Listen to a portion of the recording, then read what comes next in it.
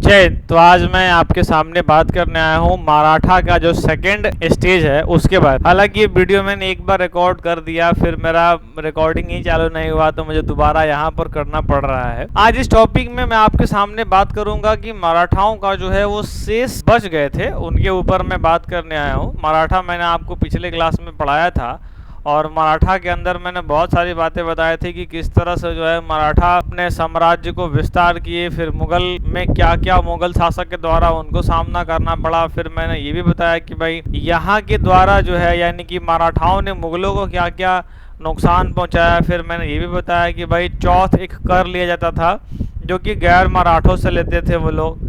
गैर मराठा मतलब जो मराठा के राज्य के बाहर के हैं उनसे टैक्स लेना। इन सभी के बारे में हमने आपको पूरा डिटेल बताया था और हम आगे की क्लास जो है वो अब शुरू कर रहे हैं। और आज जिस टॉपिक की बात करेंगे वो टॉपिक हमारा होगा मराठाओं के उदय के बारे में, और सिख और प्लस अन्य राज्य जो हैं वो हम लोग कंप्लीट राज्य को कवर करने वाले हैं। तो आज की क्लास जो है वो बीपीएससी को लेकर के जो है वो बहुत इंपॉर्टेंट है, और बीपीएससी हमेशा जो क्वेश्चन पूछता है वो फैक्चुअल पूछता है। इसलिए हमारा विशेष ध्यान होना चाहिए कि हम जो भी करें वो एकदम ओरिएंटेबल करें और एग्ज़ाम के पर्पस से करें। और उसमें हमारा पहला जो है जो मराठा शेष बचा है उसमें सबसे पहला जो है वो प्रथम आंग्ल मराठा युद्ध हुआ है। प्रथम आंग्ल मराठा युद्ध में क्या हुआ है, जिसको हम लोग राघवा बोलते हैं, रघुनाथ नाम था उनका।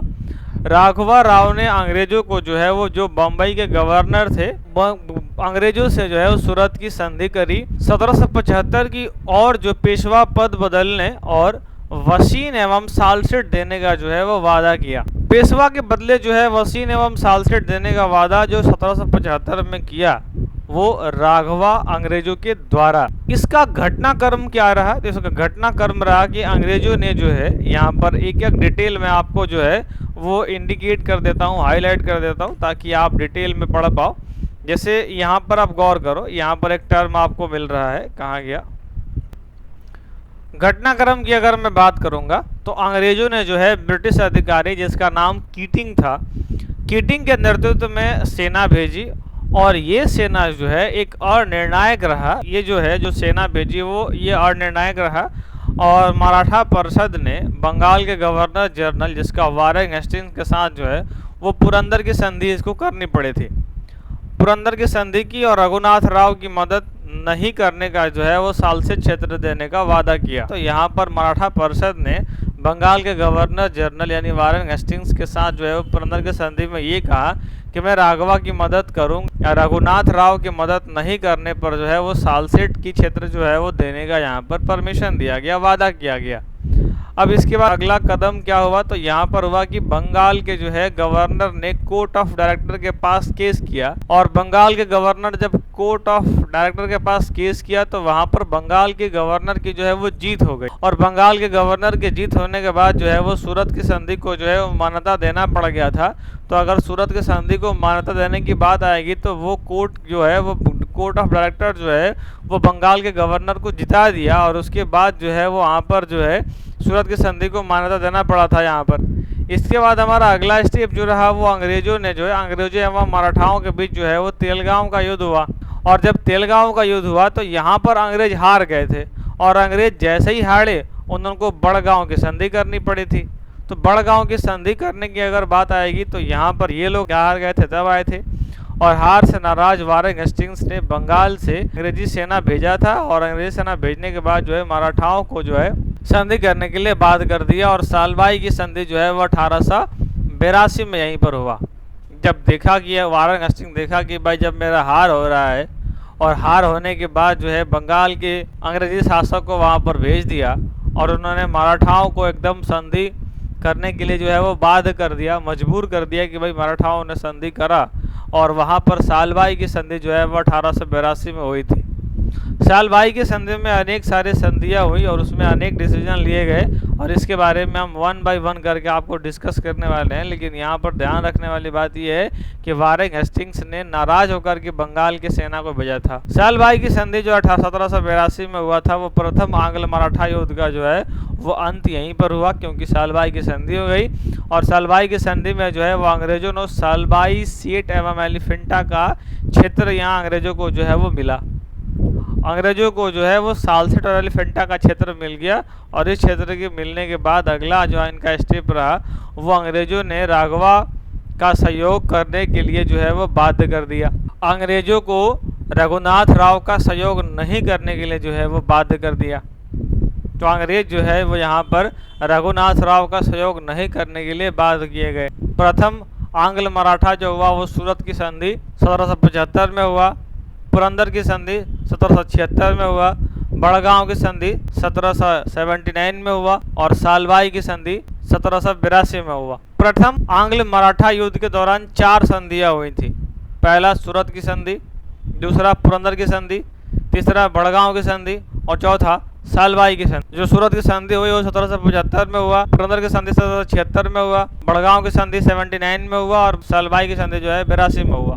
इन सब के अंदर क्या क्या हुआ था मैं डिटेल में कवर करूंगा, आप बने रहिए हमारे साथ। इसके बाद हमारा द्वितीय आंग्ल मराठा युद्ध शुरू हुआ और 1803 से 5 के बीच में हुआ। और इसका कारण क्या रहा ये देखिए। 1800 ईस्वी में नाना फडणवीस की मृत्यु हो गई और उसके मृत्यु होने के बाद बाजीराव सेकंड ने जो है मराठा के सरदारों के साथ संघर्ष किया। मराठा के सरदार के साथ संघर्ष फडणवीस की मृत्यु होने के बाद बाजीराव सेकंड ने जब करना शुरू किया तो यहाँ पर घटनाएं क्या हुई इसका ध्यान रखना है कि 1801 में बाजीराव प्रथम ने होलकर सरदार जसवंत इनका नाम था। अब जसवंत के भाई जो बिट्टू जी थे उनकी हत्या कर दी। अब बाजीराव सेकंड ने जब सरदार यशवंत राय के भाई बिट्टू जी की हत्या करी तो जसवंत को वहां पर द्वेष की भावना जो है वो उत्पन्न हो गया। और जब द्वेष की भावना उत्पन्न हुआ तो उसी साल 1801 में ही जसवंत ने पूना पर नियंत्रण कर पेशवा को वहां से भगा दिया। उसके बाद 1802 में पेशवा ने अंग्रेजों वाशिन संधि एवं पेशवा पद के लिए जो है वो मदद मांगा। उसके बाद हुआ ये कि वाशिन की संधि करनी पड़ी 1802 के अंदर में, क्योंकि अंग्रेजों सहायता के बदले सूरत की मांग की थी और पूना में अंग्रेजी सेना जो है वो रखना की इजाज़त मिल गई। और मराठाओं को जो है वो कहा गया कि मराठों को निजाम से चौथ नहीं लेना है। तो वाशिन की संधि में अंग्रेजों सहायता के बदले सूरत की मांग की, पूना में अंग्रेजी सेना रखना शुरू किया और मराठाओं को निजाम से चौथ नहीं लेना ये नियम बना। उसके बाद घटनाक्रम क्या करा तो अंग्रेजों ने मराठा क्षेत्र पर हमला कर सिंधिया, भोसले एवं होलकर को पराजित कर दिया और बाजीराव सेकंड को पूना के पेशवा की गद्दी पर जो है वो बिठा दिया। 1803 में जो है वो देवगांव की संधि हुई और वो भोसले के साथ हुई थी। 1803 में सूरजी अर्जन की संधि सिंधिया के साथ हुआ था और 1809 में राजपुर घाट की संधि होलकर के साथ हुआ था। ये तीनों व्यक्तियों के नाम आपको ध्यान रखने हैं क्योंकि तीनों जो है वो अपने आप में बहुत इंपॉर्टेंट हैं। आगे की अगर बात करोगे तो हमारा तृतीय आंग्ल मराठा युद्ध हुआ और वो 1817 से लेकर 1818 तक। कारण क्या रहा तो लॉर्ड हेस्टिंग्स गवर्नर जनरल था और उसने पिंडारियों के विरुद्ध अभियान चलाया। लॉर्ड हेस्टिंग्स गवर्नर जनरल जो है वो पिंडारियों के विरुद्ध अभियान क्यों चलाया? क्योंकि हेस्टिंग्स पेशवा को जो है पिंडारियों का समर्थक मानता था। पिंडारी उसको बोलते हैं जो जंगल वंगल में अपना निवास करते हों और घुड़सवार रखते थे और अचानक से जो है मतलब एक यूनिटी होती थी छोटा सा, उनको पिंडारी बोलते थे। तो पिंडारियों के जो है वो समर्थक थे। इनका कहना था, लॉर्ड वारेन हेस्टिंग्स का कहना था ये जो गवर्नर जनरल था, हालांकि इसको लॉर्ड तो कहने लायक ऐसा कोई काम नहीं किया है, लेकिन पिंडारियों के विरुद्ध जो है अभियान चलाया। घटनाक्रम क्या रहा तो हेस्टिंग्स ने पूना क्षेत्र को घेर लिया और 1817 में जो है पेशवा को पूना की संधि करनी पड़ी थी। 1817 में जो है वो सिंधिया में पराजित हुए और उन्होंने ग्वालियर की संधि करनी पड़ी। 1818 में होलकर पराजित हो गए और उन्हें मंदसौर की संधि करनी पड़ी। 1818 में पेशवा ने अंग्रेज के विरुद्ध अंतिम प्रयास किया और अस्टी एवं कुरगांव के युद्ध में पेशवा का पतन हो गया। 1818 में पेशवा का कंप्लीट रूप से पतन हो जाता है और उसके बाद पेशवा की समाप्ति हो जाती है और यहाँ पर अब अंग्रेज अपने अनुसार काम कर रहे हैं। तो यहाँ पर अगर बात करोगे तो जो संधियाँ हुई उसको ध्यान रखना है कि 1858 में सिंधिया पराजित हुए और उन्हें ग्वादर की संधि करनी पड़ी। 1818 में होलकर पराजित हुए और उन्हें मंदसौर की संधि करनी पड़ी। और 1818 में पेशवा ने अंग्रेजों के विरुद्ध अंतिम प्रयास किया और अष्टी एवं कोरेगांव के युद्ध में पेशवा का पतन हो गया। और जब से पेशवा का पतन हुआ तब से शासन अंग्रेजों का हो गया। और इसका परिणाम क्या रहा? तो परिणाम ये रहा कि अंग्रेजों ने पेशवा पद को समाप्त कर दिया और बाजीराव को 8 लाख पेंशन देकर जो है वो कानपुर बिट्ठूर भेज दिया। अंग्रेजों ने प्रताप सिंह को छत्रपति बना दिया और अंतिम छत्रपति जो है वो शाहजी अप्पा साहब हुए। डलहौजी ने 1848 में अपना सतारा राजधानी बना ली और सतारा जो है छत्रपति अपनी राजधानी बनाए थे। पेशवा पूना बनाए थे, इंदौर होलकर बनाए थे, गायकवाड़ जो है वो बड़ौदा बनाए थे, सिंधिया ग्वालियर बनाए थे और नागपुर से भोसले बनाए थे। मेरी आशा है कि इन सब डेटा को जो है आप पढ़ने के बाद एक बार रिवीजन करते होंगे। और आज की मेरी सेशन जो है स्क्रीन पर है वो सेशन, और जो मैं डिजिटल बोर्ड पे पढ़ाता हूँ वो सेशन, बस जिसमें जो मेरे पास बोर्ड है उसमें मैं लिख नहीं सकता हूँ, ये हमारे पास सबसे बड़ी कमी है। तो वो धीरे धीरे ठीक हो जाएगा, क्योंकि कोई भी चीज़ परफेक्ट नहीं होती है, उसको परफेक्ट बनानी पड़ती है। चाहे वो इंसान हो या कोई व्यक्ति हो या कोई मशीन हो या कोई प्लेटफॉर्म, परफेक्ट कोई नहीं होता, उसको परफेक्ट या तो मानना पड़ता है या तो परफेक्ट होने के लिए उस पर काम करना पड़ता है। तो चलिए हम आगे की शुरुआत करते हैं और आज आपको थोड़ा सा इसके बारे में और कुछ बताते हैं। और यहाँ पर बताने के बाद थोड़ा सा आप देखेंगे कि अगला हमारा स्लाइड जो है वो कुछ सिखों के बारे में, और सिखों के बारे में जानना हमारा अभी अत्यंत आवश्यक। पहले सिख गुरु थे गुरु नानक, दूसरा गुरु अंगद, तीसरा गुरु अमरदास, चौथा गुरु रामदास, पांचवा गुरु अर्जुन देव, और इसका फांसी जो है वो जहांगीर ने दिया था। इनको फांसी जहांगीर दे दिया क्योंकि इनके बागी बेटे को जो है वो गुरु अर्जुन देव सपोर्ट किए थे और उसी का गुस्सा था इसके पास, और जहांगीर चाहता भी नहीं था कि सिख को आगे बढ़ना। तो क्योंकि वो चाहता नहीं था कि सिखों का जो है वो बढ़ोतरी हो, इसलिए उनका विरोध करके और उन्हें फांसी दे दिया। उसके बाद अगले छठे गुरु आए, गुरु हरगोविंद, गुरु हर राय। हर यानी कि गुरु के पहले जो है सबके सारे धर्म गुरु के पहले जो है वो गुरु लिखना कंपलसरी था। सारा धर्म गुरुओं का पहले गुरु लिखना जरूरी था। गुरु हरकिशन, उसके बाद आए 9वें गुरु, गुरु तेग बहादुर, जिनको जो है वो औरंगजेब ने फांसी दे दिया। और उनके बाद गुरु गोविंद सिंह आए और इनकी मृत्यु जो हो गई वो 1708 में हो गई। इसके बाद कहा गया कि अब कोई सिखों का गुरु नहीं होगा, अब जो होगा वो गुरु पंथ ही गुरु होगी, यानी जो लिखे गए हैं और उन्हीं के पदों पर जो है वो सब कुछ आगे बढ़ेगा। एक बंदा बहादुर के बारे में अगर मैं बात करूं तो ये बंदा बहादुर जो थे वो बहुत मतलब अपनी भूमिका बढ़िया निभाए हैं। और इनके बाद जो इनका ओरिजिनल नाम था वो लक्ष्मण देव था और 1708 से 16 तक इन्होंने चला है। सिखों का प्रथम राजनीतिक नेता यही रहे हैं और प्रथम क्षेत्र में जो है वो सिख राज का प्रयास इन्होंने करा। पंजाब क्षेत्र में जो है वो सिख राज का प्रयास इन्होंने ही करा है और गुरु नानक एवं गोविंद सिंह के नाम के सिक्के भी चलवाए ताकि प्रचार और प्रसार हो सके। और 1716 में गुरदासपुर में बंदा बहादुर को पकड़ लिया गया और दिल्ली में उसे फांसी दे दी गई और वो फर्रुख शेर था उस वक्त का मुगल बादशाह। इसके बाद देखिएगा पंजाब क्षेत्र में जो है वो नादिर शाह एवं अब्दाली आक्रमण के कारण कई वर्षों तक अशांति बनी रही। इसका कारण था कि नादिर शाह जो था वो भारत में कई बार आक्रमण किया है और वो एक कुली का बेटा था और कुली का बेटा होने के बावजूद भी एक बहुत क्रूर शासक साबित हुआ बाद में। अब्दाली ने पूरे भारत पर 8 बार आक्रमण किया है और इसके वजह से कई बार अशांति फैली है। 1748 में कपूर सिंह ने सिख क्षेत्र में दल खालसा जो है वो सैन्य संगठन हुआ करता था सिखों का गठन किया और दल खालसा द्वारा जो है वो राखी प्रथा की शुरुआत की गई। राखी प्रथा के तहत जो है वो 1/5 मतलब 20% राजस्व लिया जाना नियम बनाया गया।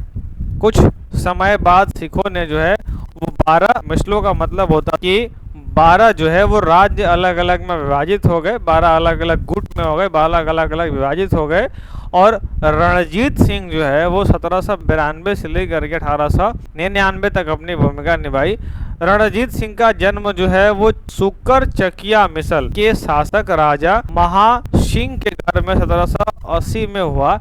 अब ये सुक्कर चाकिया कहाँ है, तो पंजाब में पड़ता है, और अभी का जो पाकिस्तान वाला पंजाब है वहाँ में पड़ता है, जो अब पाकिस्तान में है। लेकिन उस वक्त जो है वो सुक्कर चाकिया भारत का हिस्सा हुआ करता था। 20 वर्ष की आयु में वो शासक बने, और में जो है अफगान शासक जमान शाह का अभियान हुआ। लौटते समय 12 तोप जो है वो चिनाब नदी में बह गए। अब इसमें कहीं कहीं आप इतिहास में पढ़ोगे तो कहीं कहीं चिनाब लिखता है और कहीं कहीं झेलम लिखता है। तो झेलम और चिनाब में जो है ये विवादित बात, लेकिन ज्यादातर चिनाब माना गया है, इसलिए इसका आंसर होगा चिनाब में। कि चिनाब में जो है यहाँ पर क्या की गई, तो इसको चिनाब नदी में बह गई थी, और वहां से जो है क्या किया रणजीत सिंह ने जो है कि चिनाब नदी से निकलवा करके तोपों को जो है वो जमान शाह को वापस कर दिया। और जमान शाह को ये बात बहुत अच्छी लगी। जमान शाह जो है इस बात से बहुत खुश हुआ और रणजीत सिंह को जो है वो लाहौर जीतने का जो है वो अनुमति दे दिया। और 1719 में रणजीत सिंह ने लाहौर तथा 1805 में अमृतसर को जीत लिया। उसके बाद नेक्स्ट की अगर बात करोगे तो उसके बाद कुछ बातें हैं जो उसके बाद उन्होंने साम्राज्य का विस्तार किया। और 1811 में कंगड़ा में किया, 1813 में अटक में किया, 1818 में मुल्तान किया, 1819 में कश्मीर किया, 1837 में पेशावर किया। और अफगान शासक जो है वो शाह शुजा ने सहायता के बदले रणजीत सिंह को जो है वो कोहिनूर हीरा भेंट किया।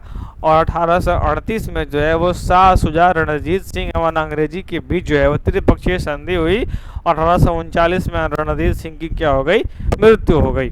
तो ये ध्यान रखने वाली बात है कि 1829 में जो है वो इनकी मृत्यु हो गई। और इन्होंने काफ़ी ज़्यादा जो है वो पंजाब के एरिया में इसने विस्तार करा था। और वो झेलम नदी और चिनाब वाली मैंने कहानी आपको बता दी, लेकिन ज़्यादातर जो है वो चिनाब के बारे में लिखा होगा। नोट करके कुछ बात देखने वाली है, जैसे कि रणजीत सिंह के बाद सिख के शासक क्रमशः खड़क सिंह, नैनीहाल सिंह एवं शेर सिंह बने। और अंतिम शासक दिलीप बने जो नाबालिग बने। और महारानी जिंदल जो है उनकी संरक्षिका बने। जब कोई नाबालिग बनता था तो उनका संरक्षिका जो है उनकी या तो माँ होती थी या कोई और उनका घर का परिवार होता था। अमृतसर की संधि 1809 में हुई। और अमृतसर के 1809 में संधि जो हुई वो अंग्रेज और सिखों के बीच में हुआ। और इस सतलज नदी के दोनों जो है इन्हीं को सीमा माना गया। तो सतलज नदी को दोनों का सीमा माना गया और यहाँ से एक संधि हुई थी। फिर नेक्स्ट की अगर बात करोगे, नेक्स्ट हमारा जो है कुछ इसके बारे में जान लो। जैसे कि यहाँ पर प्रथम आंग्ल सिख युद्ध हुआ था 1845 से लेकर के 46 के बीच में। कारण क्या रहा, तो प्रथम अफगान युद्ध जो है वो 39 से 42 में अंग्रेजों को जो है सिख क्षेत्र से जो है वो रास्ता नहीं मिलना और दिलीप सिंह एवं महारानी जिंदल के नेतृत्व में जो है वो कमजोर शासक का होना। घटना क्या क्या हुआ, तो अंग्रेजों ने जो है वो पंजाब के विरुद्ध अभियान किया और लाल सिंह एवं तेज सिंह ने जो है विश्वासघात करने के कारण जो है वो अंग्रेजों की जीत हो गई।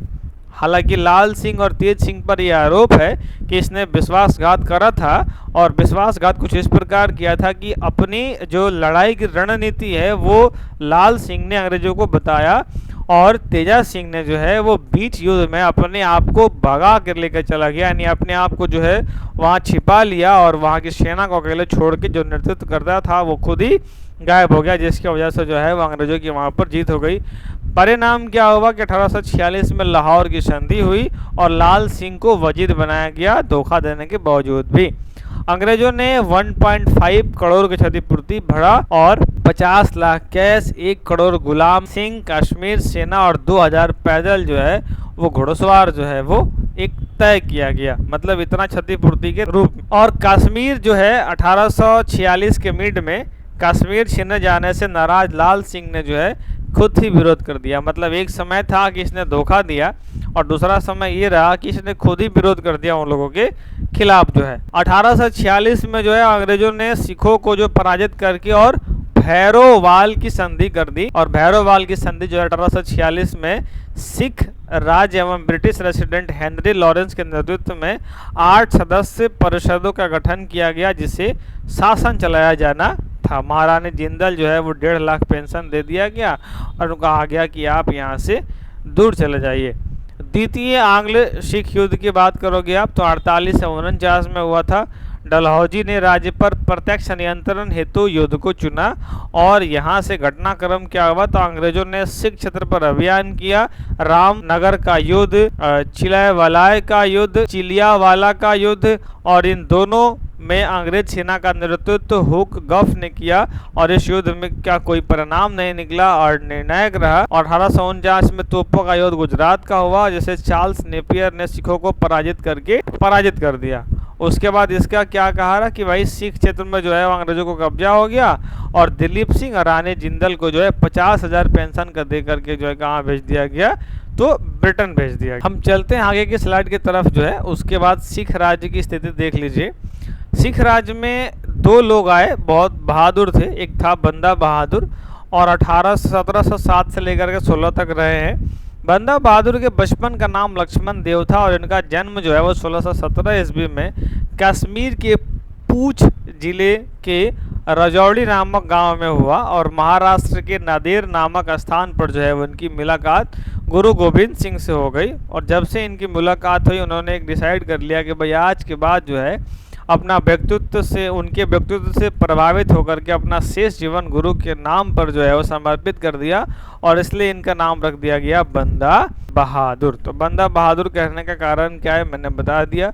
गुरु गोविंद सिंह की मृत्यु के पश्चात सिखों का नेतृत्व तो बंदा बहादुर नहीं किया, और उसने पंजाब में सिख एवं किसानों को जो है वो एक पत्र मुगल से लगातार 8 वर्षों तक जो है वो संघर्ष करता रहा। उसके गुरु नानक एवं गोविंद सिंह का जो है नाम के सिक्के भी चलवाए ताकि प्रचार भी हो सके। और फारूक शेर के शासन काल में जो है 1716 में गुरदासपुर में भी युद्ध बंदा बहादुर, उसी में बंदा बहादुर को जो है बंदी बनाकर दिल्ली लाया गया, और वहां पर उनकी क्या हो गई, वहां पर उनकी मृत्यु हो गई। रणजीत सिंह के बारे में मैंने अभी आपको बताया, लेकिन फिर भी देख लो।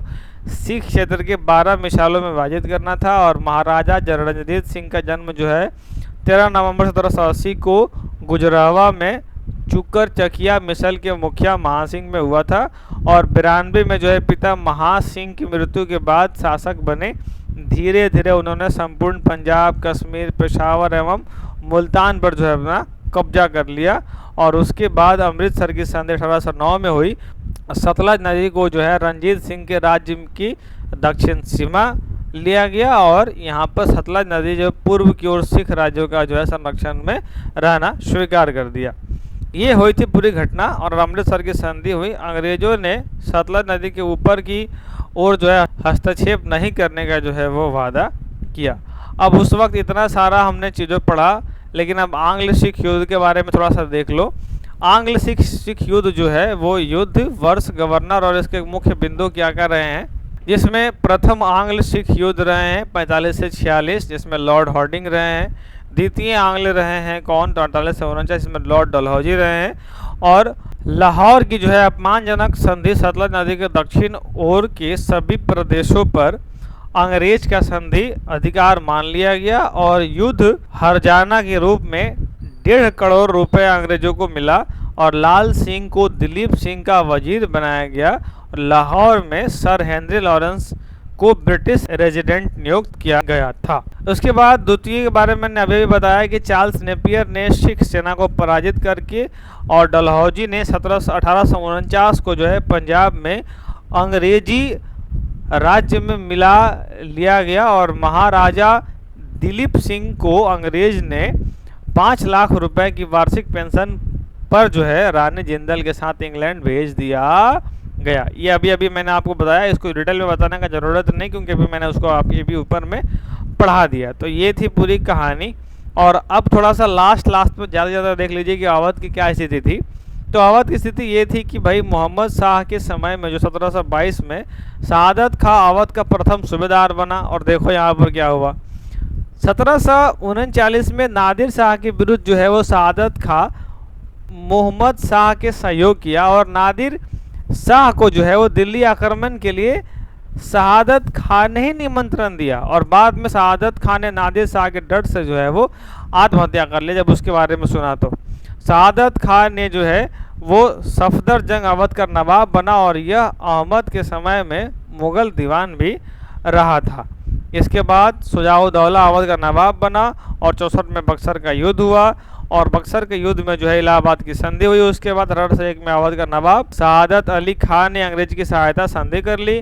56 में जो है वो आउटरम की रिपोर्ट पर डलहौजी अवध पर कुशासन का आरोप लगा दिया और नवाब वजीद अली ने कोलकाता भेज दिया और अवध का जो है विलय कर दिया गया। तो अवध यहाँ पर क्या हो गया, विलय हो गया। यहाँ पर ध्यान रखने वाली बात यह है कि हमने पूरा डिटेल में पढ़ाया। और देखिए ये वीडियो आपको कैसा लगा एक बार मुझे कमेंट जरूर करके बताइएगा, क्योंकि वही वीडियो बनाना और फिर आप तक पहुँचाना एक अपने आप में बहुत बड़ी चुनौतीपूर्ण काम होता है। तो अगर कोई लगे कि चलो ये और इम्प्रूव करना चाहिए भी बताइए, और लगे कि भाई कुछ और जो है वो बेहतर बनाने का प्रयास हम जरूर करते हैं। कुछ लोगों ने हमें कमेंट आउट करा भी है, दिखाया भी है, तो भाई अच्छा लगा हमें, मैंने वो सब सुधार करा है। इस क्लास को यहाँ तक आपने देखा है, इसके लिए आपका बहुत बहुत धन्यवाद। मिलते हैं आपसे नेक्स्ट क्लास के अंदर।